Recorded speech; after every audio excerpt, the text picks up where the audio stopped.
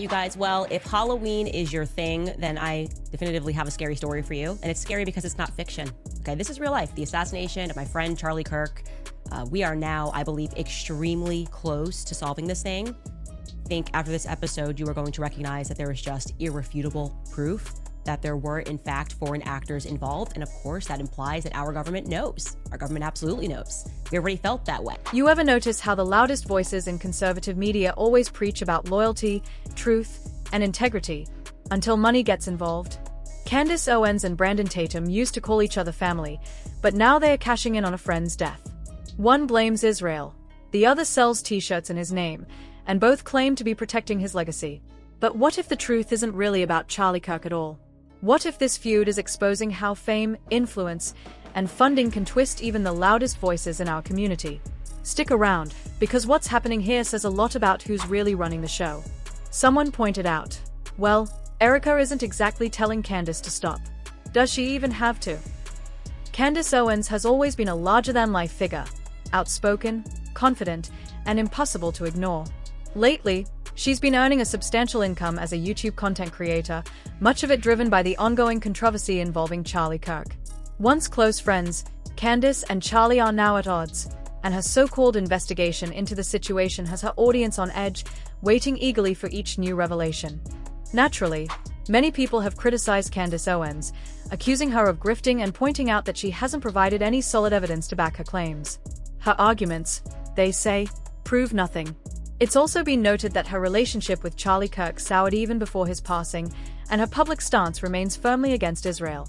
Meanwhile, her former friend Brandon Tatum has chosen a very different direction, openly showing his support for Israel.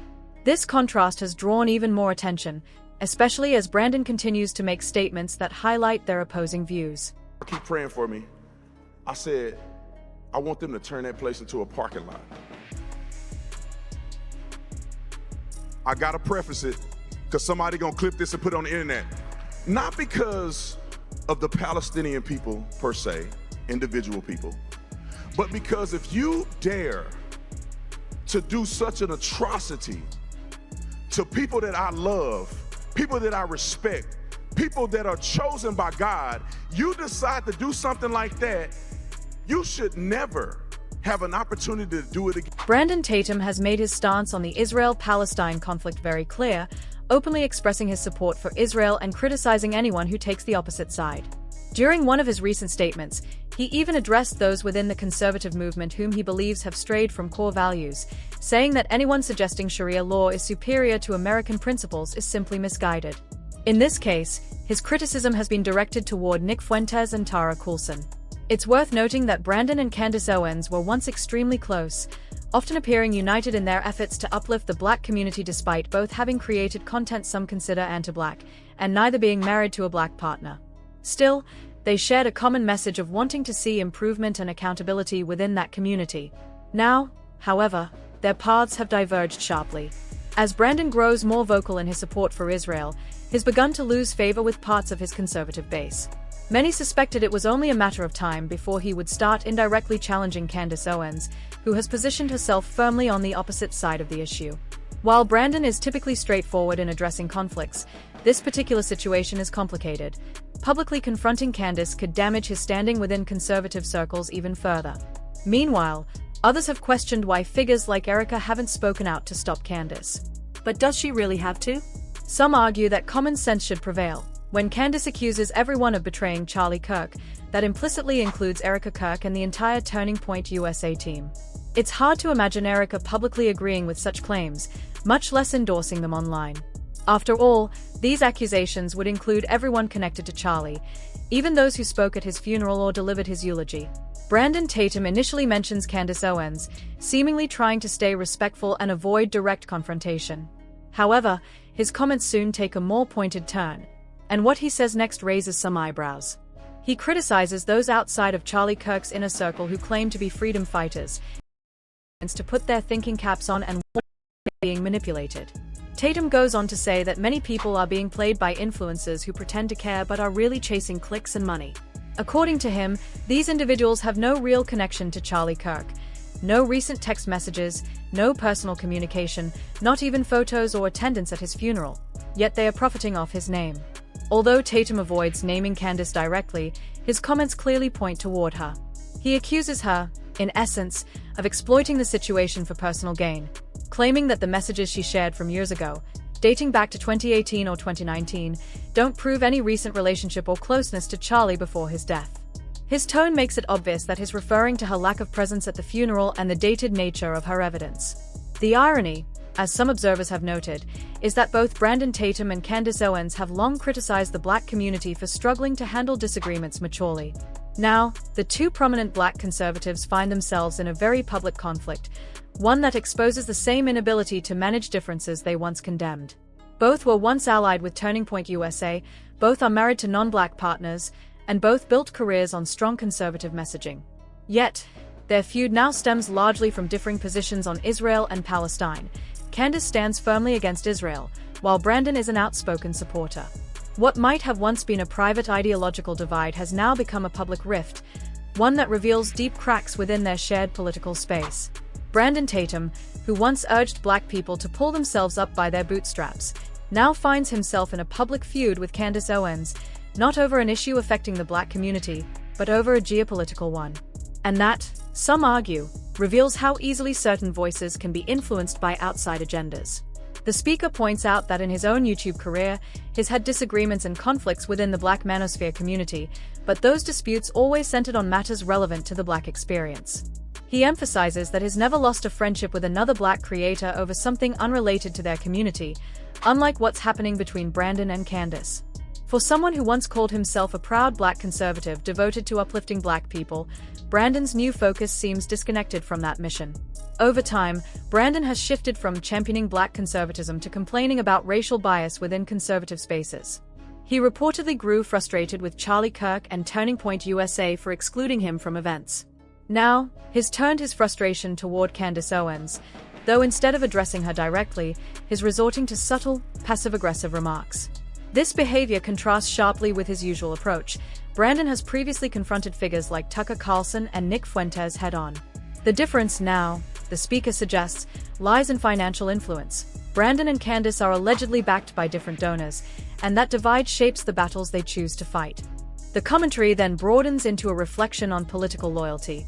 Many conservatives, it argues, push the narrative that Black Americans must vote Republican to escape the so-called Democratic plantation. But the speaker rejects that notion, insisting that one's vote should reflect personal conviction, not party loyalty or manipulation. He explains that while some of his values align with Republicans, his choices come from belief, not blind allegiance. What the Black community truly needs, he argues, is political independence, the power to debate and resolve its own issues, whether through Democrats or Republicans. As for Candace and Brandon, their ongoing tension reveals how ideological control and external influence can corrupt even the loudest voices in conservative media. Both, in his view, are guided less by principle and more by the agendas of those funding them.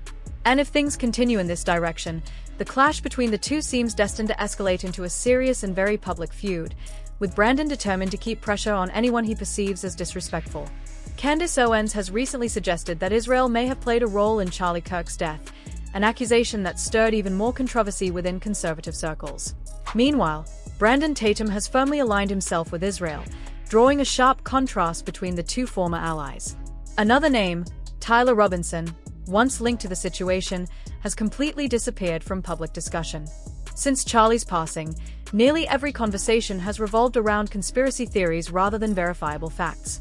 Yet one thing seems clear. The dynamic among these figures reveals how fractured and opportunistic their relationships have become.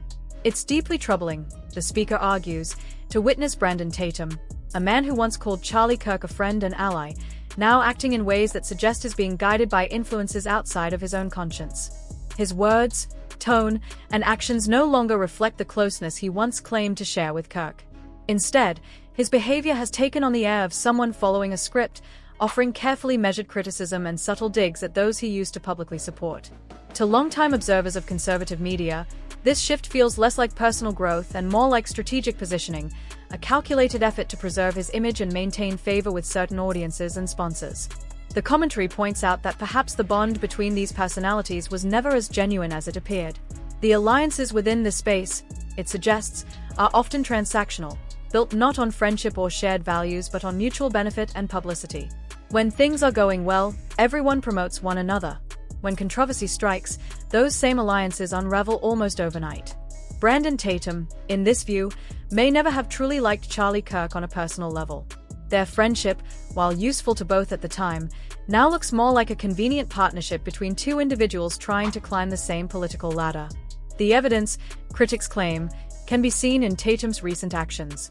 He's currently selling Charlie Kirk branded t-shirts on his website, promoting them as a tribute to his late friend.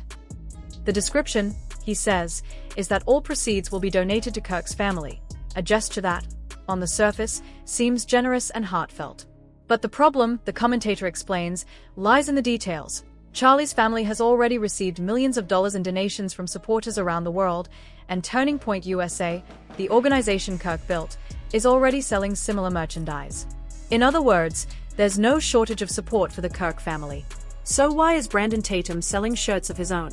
To many, it appears less like an act of charity and more like a business move, a way to keep his name attached to a trending topic, to profit, at least indirectly, from a man's death. The optics are hard to ignore. For someone who claims to stand on moral and spiritual principles, the choice to monetize tragedy raises serious questions about authenticity and integrity. But Tatum isn't the only one being called out. Candace Owens, too, has been accused of exploiting Charlie Kirk's passing for her own benefit. Her so-called investigation into the circumstances of his death has kept her name in headlines, drawing massive engagement online and driving traffic to her social media platforms. The more speculation she fuels, the more views and followers she gains, and in the world of digital media, attention translates directly into revenue. To critics, this parallel behavior by both Owens and Tatum reveals a disturbing pattern. Each presents themselves as a truth seeker, as someone motivated by justice or loyalty. Yet both are, in their own ways, turning a personal tragedy into content. Leveraging grief for visibility, monetizing the pain of a man they once claimed to love. It's a harsh reflection of how influencer culture has seeped into every corner of modern discourse, even spaces that claim to stand for moral conviction and faith. At the heart of the criticism is a deeper question. What does loyalty mean in a world where every tragedy becomes an opportunity for branding? The commentary implies that neither of these figures seems to understand that friendship, respect, and integrity don't end when a person dies. They are measured by how you speak about the dead, and whether you protect their memory rather than profit from it. For Brandon Tatum and Candace Owens, the fallout from this moment could be lasting. Once seen as leaders within the conservative movement's media wing, they now stand accused of using someone's legacy to maintain their own relevance. It's a reminder, the commentator concludes, that fame built on controversy is fragile, and that when the clicks stop coming, what remains is a public record of how you treated the people who once stood beside you. In the end, the entire situation reflects a deeper problem within certain corners of the conservative movement. Once united under shared values, figures like Candace and Brandon have now become divided over outside allegiances. In this case, Israel. Brandon's loyalty to that cause, some argue, has overshadowed his commitment to his own community. Meanwhile, Candace has turned against Trump, accusing him of being a Zionist and distancing herself from the MAGA movement entirely. The commentary closes on a broader and deeply personal reflection. This, it suggests, is what inevitably happens when public figures drift away from the interests of their own community and begin to serve agendas that were never meant to benefit them in the first place. It is a pattern that repeats itself across generations. Charismatic personalities rise up, speak passionately about empowerment, claim to represent the voices of the marginalized, and then slowly lose sight of the very people they were supposed to uplift. The hunger for fame, access, and approval from powerful institutions often replaces the original desire to create real change. In the case of today's so-called black conservatives, this pattern seems particularly visible. Many of them began their careers promising to offer an alternative to mainstream political narratives, insisting that the black community should think independently, reject victimhood, and pursue self-reliance. On the surface, these messages resonated with countless people who were tired of being stereotyped or politically pigeonholed. But over time, the message became less about empowerment and more about performance, less about genuine dialogue and more about pleasing an audience that was never part of the struggle. The commentary argues that a number of these figures have drifted so far from the heart of Black America that their work no longer reflects its concerns, struggles, or aspirations. Instead, they have aligned themselves with predominantly white conservative movements whose priorities differ sharply from the lived experiences of ordinary black citizens. They spend their energy defending policies and cultural positions that may benefit their sponsors or boost their online popularity, but do little to address real issues such as education, policing, housing, or economic opportunity. What makes this disconnection even more striking is how personal it has become. Some of these personalities are not only politically distant from the community they claim to represent, but socially and culturally removed as well. Their closest associations, marriages, and friendships often exist entirely outside of the black experience. While interracial relationships or diverse social circles are not inherently problematic, the commentary suggests that in this context, they reflect a kind of detachment, a lack of investment in the collective well-being of the people they still claim to speak for. As a result, when conflicts arise, as in the feud between Brandon Tatum and Candace Owens, they are not rooted in debates over how to strengthen or protect the black community. Instead, they revolve around foreign policy, religious alliances, or the approval of wealthy donors. The spectacle becomes a distraction from any meaningful conversation about race, class, or identity in America. It is politics as performance art, played out for clicks, sponsorships, and social media engagement. The tragedy, the commentator notes, is that both Tatum and Owens built their reputations on the idea that they were different, that they were voices of reason in a world of emotional partisanship.